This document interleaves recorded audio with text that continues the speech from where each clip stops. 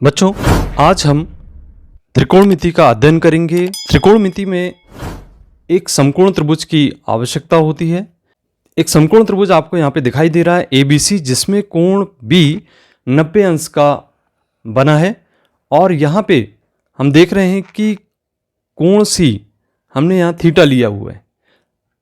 अब चलिए यहाँ पे हम सबसे पहले बात करते हैं कि B के सामने, कोण B के सामने वाली भुजा को क्या कहते हैं, कोण C के सामने वाली भुजा क्या कहलाएगी और कोण A के सामने वाली भुजा को हम किस प्रकार से नामांकित कर सकते हैं। आप यहाँ पे देख रहे हैं कि कोण B जहाँ पे 90 अंश प्राप्त हो रहा है, बन रहा है, उसके सामने वाली भुजा सदैव कर्ण के द्वारा नामांकित की जाएगी। AC को हम कर्ण के रूप में जानेंगे।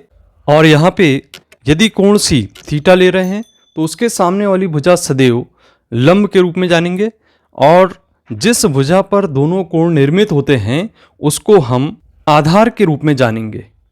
तो बच्चों, इस तरीके से हम जितने भी कोण बने हुए हैं हमारे ABC, उनके सामने वाली भुजाओं को क्रमशः हम कर्ण, लंब और आधार के रूप में जान रहे हैं।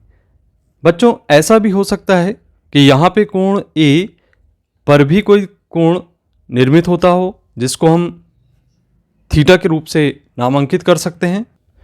आप देख रहे हैं इस स्थिति में यदि कोण यहाँ पर निर्मित होता है तो ये भुजा भी आधार कहलाई जा सकती है, जबकि थीटा के कोण, जो कोण A है, उसके सामने वाली भुजा को हम लंब के द्वारा नामांकित कर रहे हैं।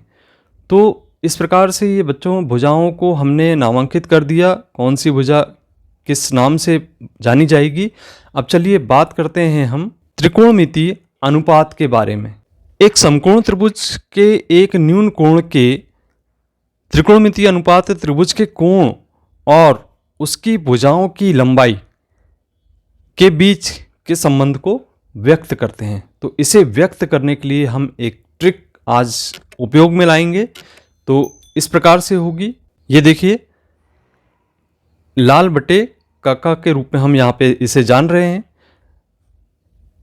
L को हम लंब से निर्देशित करेंगे, A को हम आधार से निर्देशित करेंगे और K को हम कर्ण से निर्देशित करेंगे।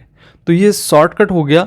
बच्चों, जैसा कि हम देख रहे हैं कि यहाँ पे L बटे K ये हमारा साइन थीटा का त्रिकोणमितीय अनुपात होगा और इसी तरीके से आधार बटे कर्ण A बटे K जो लिखा है उसको हम कॉस थीटा के द्वारा नामांकित करेंगे और त्रिकोणमितीय अनुपात लंब बटे आधार, इसको हम टेन थीटा के रूप में निर्देशित करेंगे।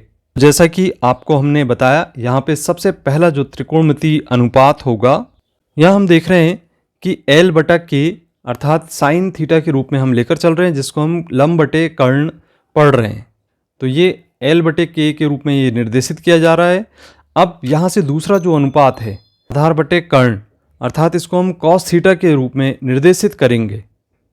तो बच्चों, इस प्रकार से कॉस थीटा बराबर आधार बटे कर्ण होगा, जिसमें हम इसको A बटा K के रूप में यहाँ से शॉर्ट फॉर्म में जान रहे हैं। अब जो तीसरा नंबर का देख रहे हैं आप, L बटा A लिखा हुआ है, यह टेन थीटा का रूप है।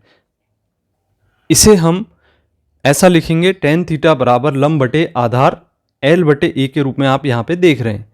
तो इसको याद रखना बहुत ही आसान है आपके लिए यदि इस ट्रिक का आप उपयोग करते हैं। अभी तो हमने केवल साइन, कॉस और टेन के रूप में यहाँ पे त्रिकोणमितीय अनुपात के बारे में चर्चा की।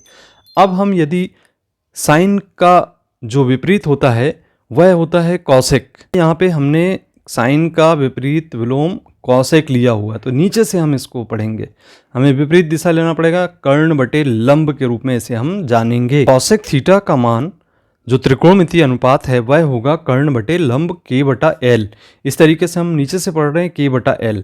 अब यदि हम अगले त्रिकोणमितीय अनुपात की बात करें तो कॉस का विलोम होता है सेक, कॉस का विलोम जैसा कि आप देख रहे हैं सेक होता है। तो इसके लिए हम इसे लिख सकते हैं, सेक को हम K बटा A के रूप में लिख रहे हैं।